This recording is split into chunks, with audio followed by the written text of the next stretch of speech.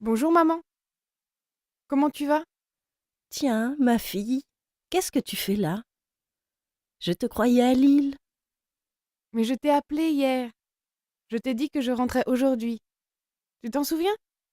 Oh, tu sais, en ce moment je sais plus trop où j'en suis.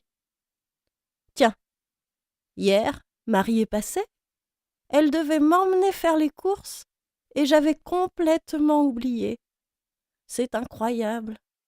Je ne comprends pas ce qui m'arrive. Oh, c'est peut-être juste un peu de fatigue. Tu prends bien tes médicaments, j'espère. Mais oui, mais c'est pas ça. Je ne me sens pas si mal.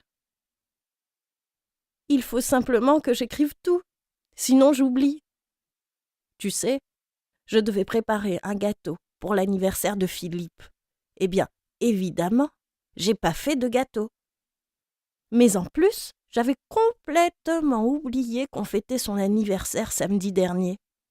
C'est lui qui m'a appelé. Ils avaient commencé à manger et commencé à s'inquiéter de ne pas me voir. Finalement, il est passé me chercher. J'avais vraiment l'air bête. T'inquiète pas. Avec tout ce que tu as en tête en ce moment, c'est normal que tu sois un peu perdu. Avec le temps, ça va s'arranger. Prends patience et surtout, ne te fais pas de soucis. Oui, peut-être. Mais tu sais, je ne suis plus toute jeune. Je vais bientôt avoir 75 ans. Ça commence à faire.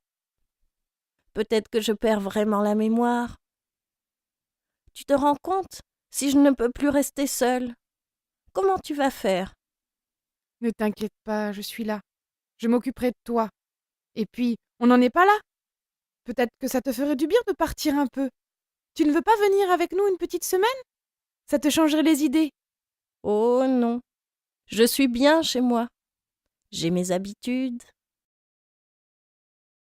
Tout ce qui rime et qui balance, c'est pour moi.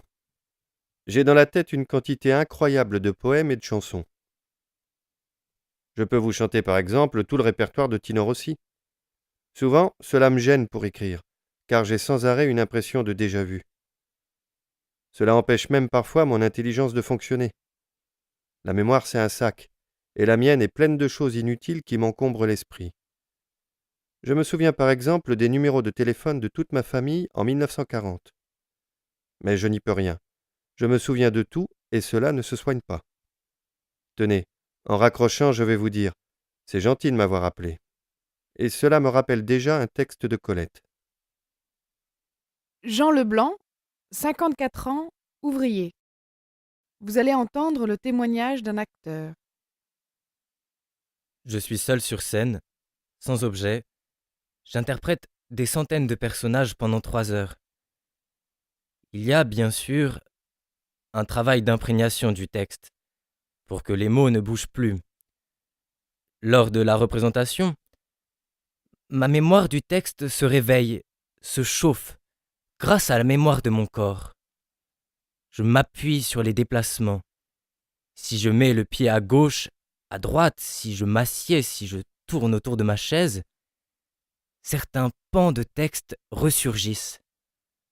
Proust a très bien décrit cela. Il marche, son pied bute sur une pierre, et toute une partie de la mémoire lui revient. C'est pareil pour l'acteur. Ensuite, dans la mémoire du texte lui-même, il y a comme une carte géographique dans ma tête, que je visualise, avec des croisements, des fleuves plus ou moins larges, des régions rouges, jaunes, vertes. Ce sont des morceaux de texte très concrets, qui suggèrent des choses visuelles. Tout passe par la vision mentale. Il faut que je voie la carte.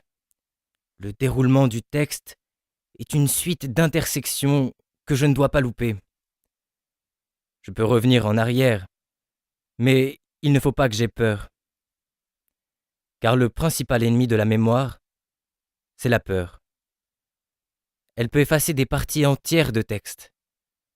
C'est comme avec les animaux. Le dresseur se fait bouffer par le lion le jour où il a peur. Jean de la Seine, acteur.